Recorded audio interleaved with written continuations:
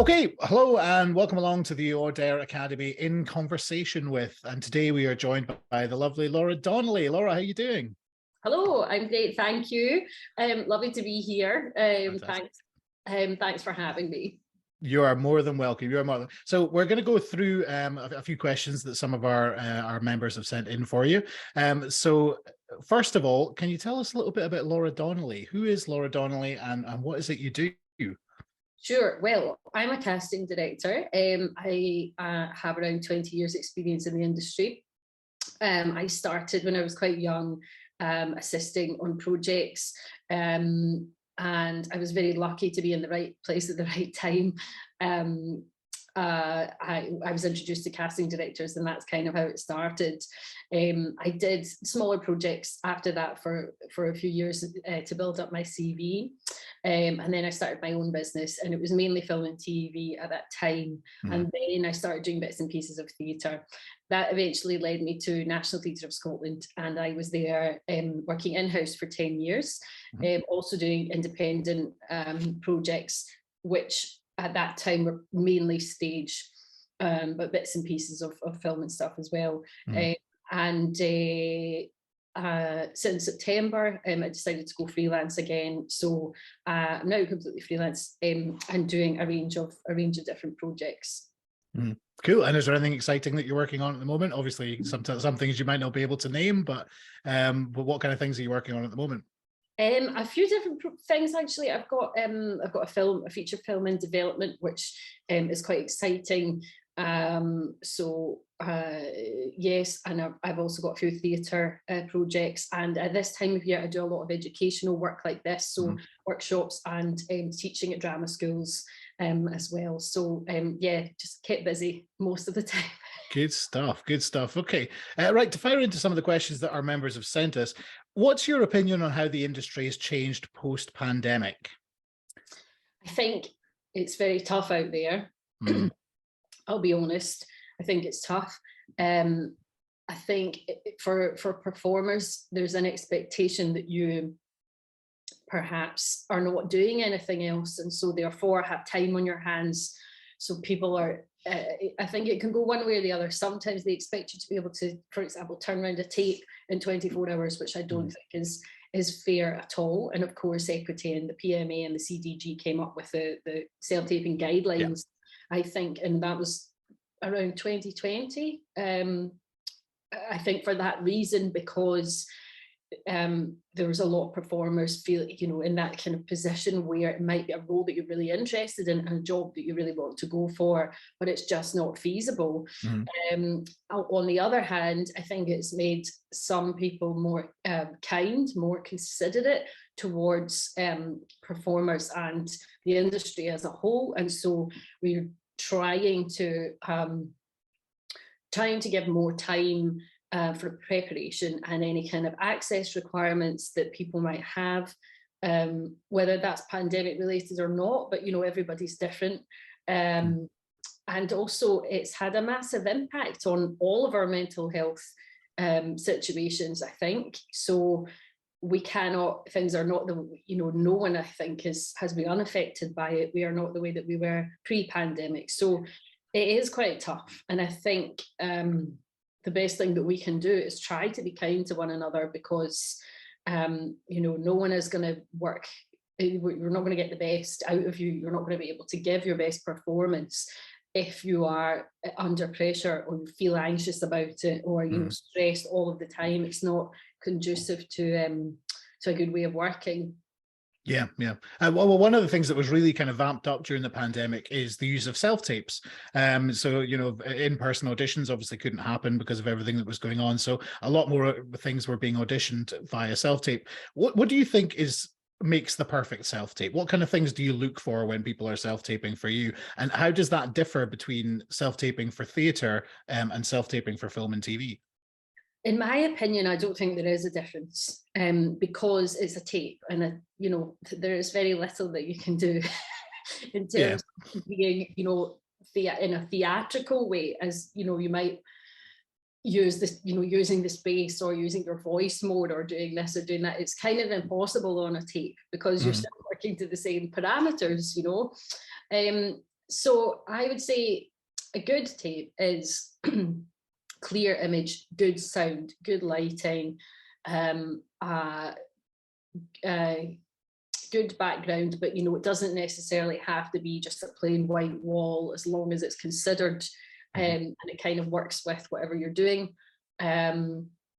Clothing choice as well might seem like a small detail, but I think it can be quite off-putting sometimes. Basic things that affect the image quality and can mess around with the camera, like stripes, checks, spots. But not just that. It's like thinking about, how would you dress if you were going into a room? How would you dress if it was an in-person meeting? I think always trying to maybe infer something about the character, but if not, just going with something quite kind of generic, is good. And I think as much preparation as you would do if it was for an in-person meeting, because that tape might lead you to a second meeting, it might lead you to a third meeting, it might lead you to an in-person meeting, or a Zoom read with the director. You never actually know. So it's to your benefit to still treat it as, the same way as you would if you were meeting in person. Especially if it's let's say it's an international TV production, the creative team may be in all different parts of the world, and the casting director's job is to collate the tapes from wherever those performers are internationally. The deadline is set, you submit your tapes, they collate them, and then the director sees the best ones essentially, but they could be wherever in a completely different time zone, and that's the beauty of tapes. And well, Zoom essentially, though it's morning somewhere and evening somewhere else.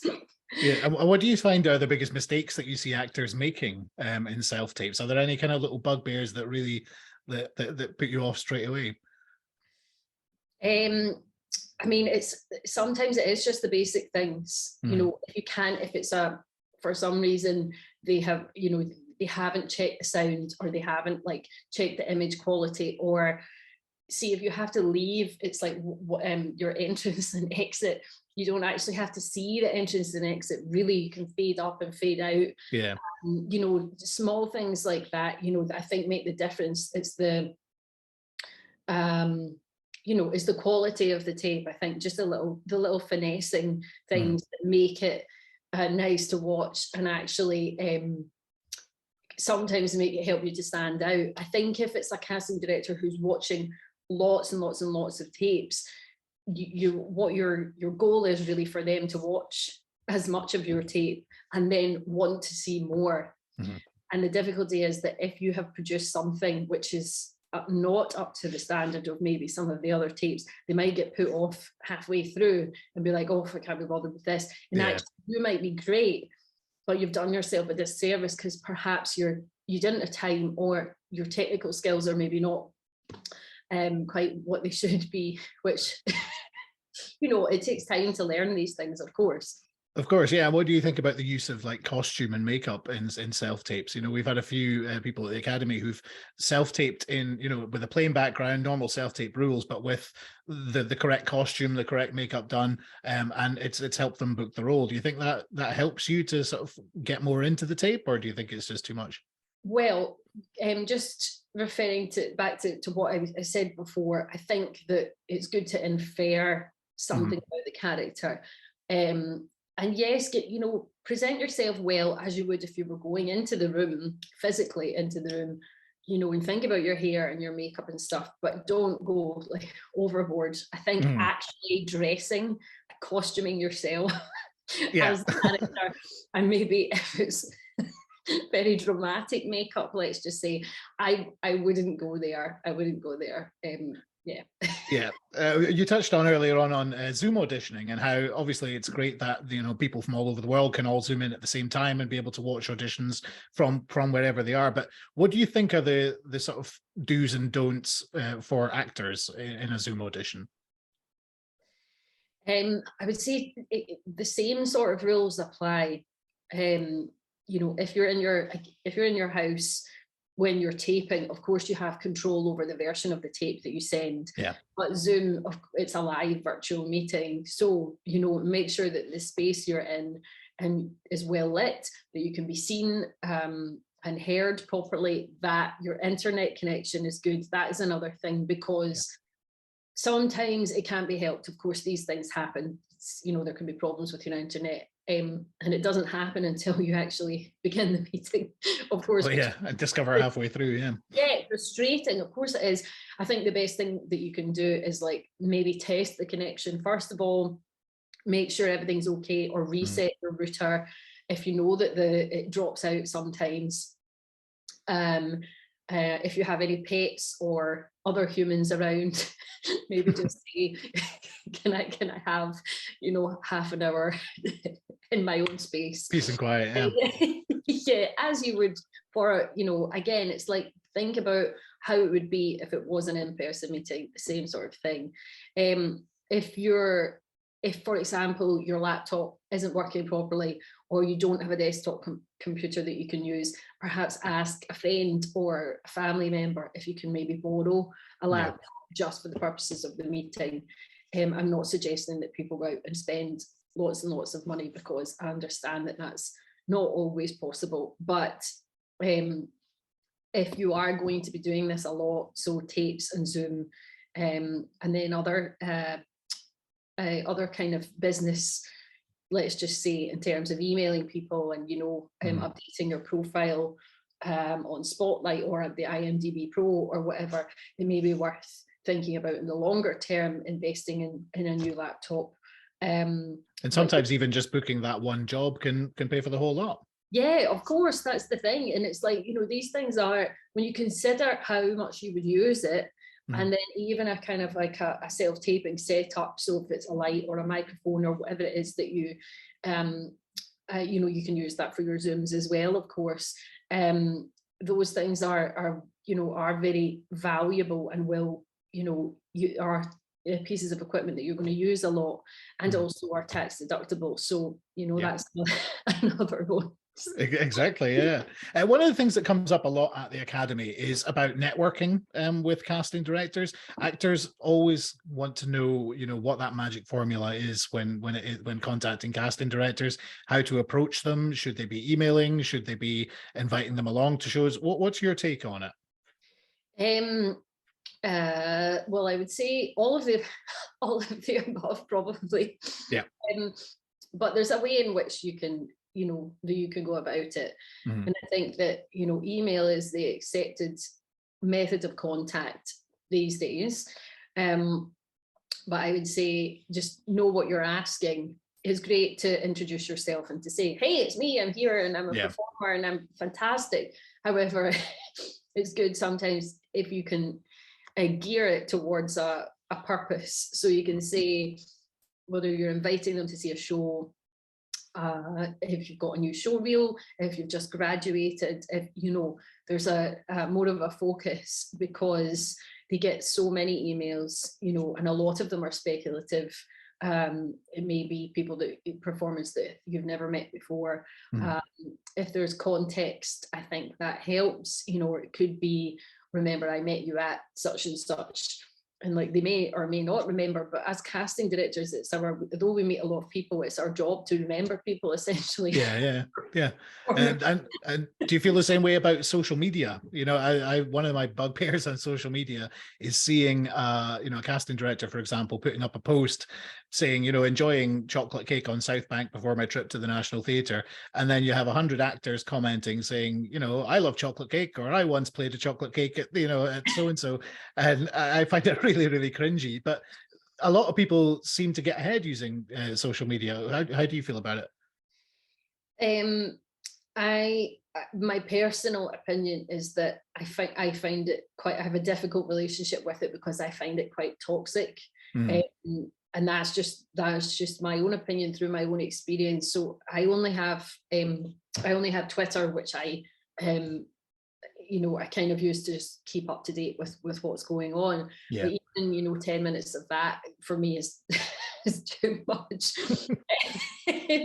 I like being able to follow companies and follow performers, and sometimes find out about things that maybe I wouldn't have known about before. Yeah. And also because it's global as well, you know, you're not just seeing, it's not just specific to the UK or a region, you know, it's, you know, so that's, I do like that about it. And I like it if you can be supportive. And when people are supportive, for performers, I think it's a good way of promoting yourself. It's a good way of keeping in contact, but just be careful maybe about how much you use it, because it's very easy to get sucked down a rabbit hole of social media hell, and also comparing yourself to other performers and what they're doing. I would suggest that that's, you know, that's probably one of the worst things that you can do, you know. Yeah, I mean, obviously nowadays you see performers, you know, with millions and millions of followers who, you know, sometimes have had more opportunity because of the followers that they've had. Have you ever seen that happening? Or yes, and it happens a lot.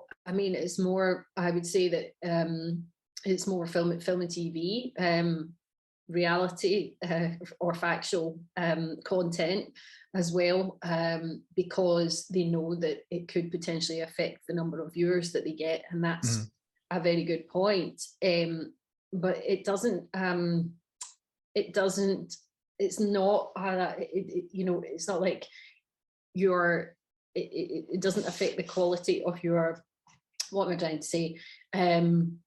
It's not like a badge of honor to say, oh, well, I've got 1 million Twitter followers, therefore I must be a super talented performer. It's just about how much you use social media, more or less. Yeah. And would you challenge a producer or an exec that said, well, we want to get this guy in because he's got 5 million followers and he'll probably sell more tickets than this other person? I mean, for me, if you know, there are any situations that I find myself in like that, it's not, you know, my point of view would always be to go with the best person for the job, not the one with the most followers. No, exactly. Yeah. And that's the way it should be, you know, but these are changed times. I suppose sometimes it just doesn't go that way. I know. One thing I would say is that, not that, apart from Spotlight, I think IMDb Pro is worth paying for, because it's an international service again, but it means that you can post your agent details, you can update it with different things, and producers and people that don't necessarily look at Spotlight in different countries, you know, in America, for example, are likely to look at it. So I think it's like, that's the one that I would say would be good apart from Spotlight, and then maybe a Twitter or an Instagram. Yeah, I think IMDb Pro is good for seeing what's coming up as well, and what's casting, and you know, getting your hand in before things actually hit Spotlight. Yes, definitely. So you can kind of keep on top of things, and you can track individuals or productions, so you can see what's going on. So yes, I would say it's worth investing in. Definitely. Right, what would be your career highlight and why so far? It's difficult to pick one, I have to say. I don't know.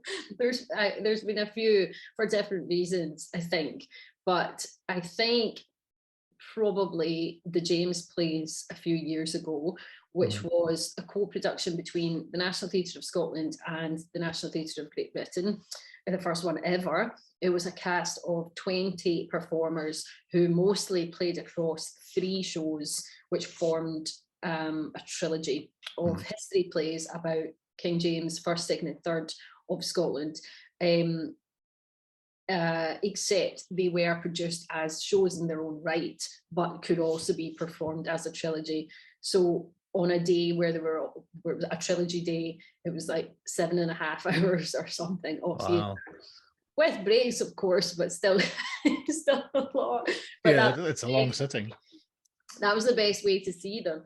But thankfully, Rona Munro, the writer, did such a great job with them that they were written in a very accessible manner. So it was like modern writing, although they were based on historical fact and actually as true to the real events as they could be. Rona's a big history buff, so she likes to make sure that she gets things right. Everything's accurate, yeah. Yes. So probably that, because that was an amazing experience, and it was, you know, a year and a half in the development of the first 3 properly, and then 7 months rehearsal, and before opening in Edinburgh, and then the National Theatre. Yeah, and so for a cast of roughly 20 actors, how many actors do you think you saw in total for that? That's a difficult question. A lot. A lot, yeah, a lot. Yeah, I mean, one thing that the people at the Academy find quite interesting is statistics when it comes to the amount of people that are on Spotlight, because obviously you've got 85,000 on Spotlight now. As a casting director, when you're putting out a breakdown on Spotlight that perhaps goes out to all agents and all actors, roughly how many applications would you be getting? It depends on the production, I think. For me, an average is like 700 or 800 if it was like something smaller, like, so just say like a sort of standard theatre production, that's kind of average. If it was something bigger or something that, you know, people are super interested in, whether that's film, TV or theatre, I mean, it could be any number, thousands. So, you know, some casting directors have lists of agents that they prefer to work with, that they will send the breakdowns to, or they might do a kind of first call to a certain number of agents and then to others after that. Most of my breakdowns go to all agents and personal managers, because I find it's the best way to kind of get to know as many people as possible. It does create more work, and I can't say that I don't do that for every single role, but if I can, I will. It's highly competitive. This is the thing. Of course it is. If there's an opportunity to send to performers, you know, post on the link board and send to individual performers, then I will do that as well. But that's generally if I'm looking for a special skill. Oh yeah, or something quite specific. Yeah. Yes, a particular skill set that I haven't been able to find, or I don't think that my knowledge is so fantastic in that area that I want to, you know, explore and see who's out there. And of those hundreds of applications, do you have like a normal number of people that you would see, or does it just depend on the applications that you get, or time, I suppose, as well? Yes, again, time, the director's time, you know, the budget, just kind of what, depending on the parameters. So like if you had, let's just say a few months prior to rehearsal, and you have at least a few casting days. So for me, the worst thing would be, you know, is being kind of constrained to, okay, we've literally got 2 days and we have to do it all in these 2 days. Yeah. So it's impossible. If it's a smaller show and like you have done maybe a first round of tapes or something, okay, fair enough. That's a wee bit easier. But for me, if it was going to be a tricky situation in that, you know, the director's in somewhere, another location, and isn't going to be free, I would do a first round of tapes, or perhaps a first round of Zoom meetings, and then we cut it down like that. But I would say, you know, 10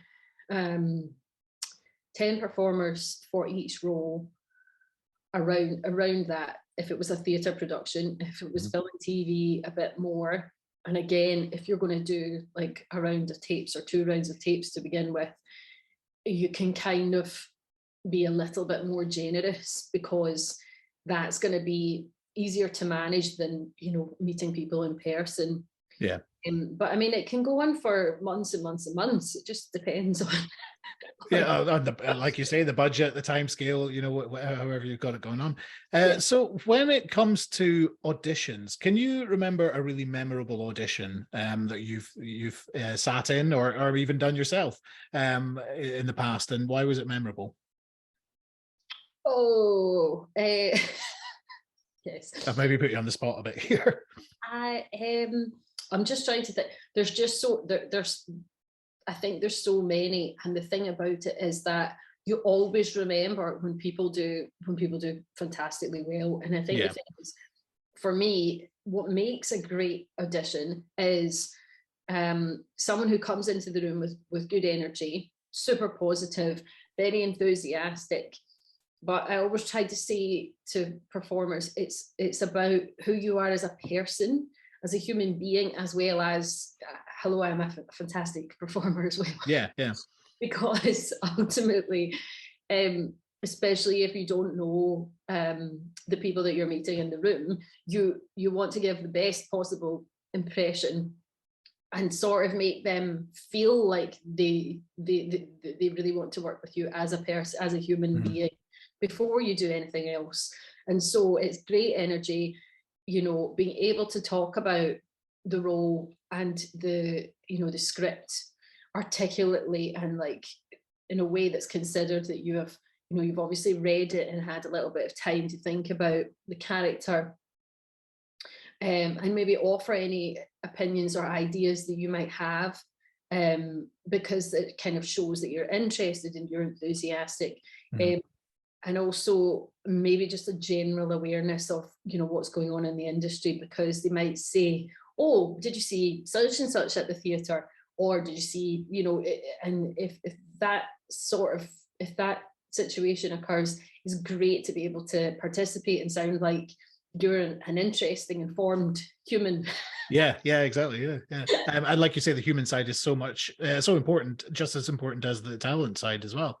What would be your best piece of advice to give to actors? If you could give them one piece of advice in this industry, what would it be? I would say, look after yourself. Look after yourselves, because you are your own business essentially. And without doing that, you're unable to present yourself well, unable to interact with you know, creatives, as we were just talking about there. And especially right now, it's just, you know, the world is in a bit of a mess and the industry is tough. It's like whatever you can do to, you know, maintain your well-being, I think. And I would suggest probably having like a practice like meditation or yoga, or if you are into dancing, for example, some sort of exercise or sport that really helps to ground you, that helps to get rid of your nervous energy, and it's good for your mental and physical health. So although I know that that is not an acting tip per se, I would say, I think at this moment in time, that is the most important thing, and it's the best thing that you can do. Good stuff. Right. Okay. Final question. One question that we ask everybody who comes to the Academy. If you could change one thing about the industry, what would it be and why? Maybe about the way the industry works or something like that. Yeah. I think it's tricky because it's been the way that it is for such a long time. You know, there's some of these like conventions and the structures and hierarchy and stuff, it's quite difficult to change. I would say that I would like, although I think that it has changed for the better in some respects, I think I would still like people to be kinder than they are. And I think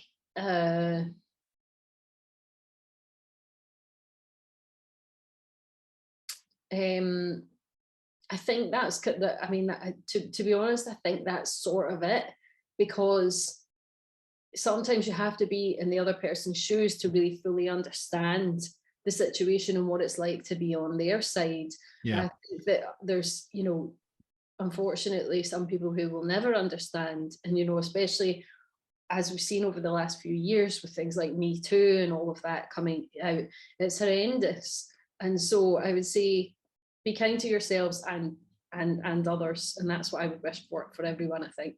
And it's free as well. It's free of charge. It's it really is. Well, Laura, that's been an absolute pleasure talking to you. Thank you so much for doing this interview. You're coming in this evening to do a workshop with us, which we're really excited about. The workshop's obviously sold out, but we're excited to have you with us this evening. So thanks again for joining us, and best of luck with everything. Thank you.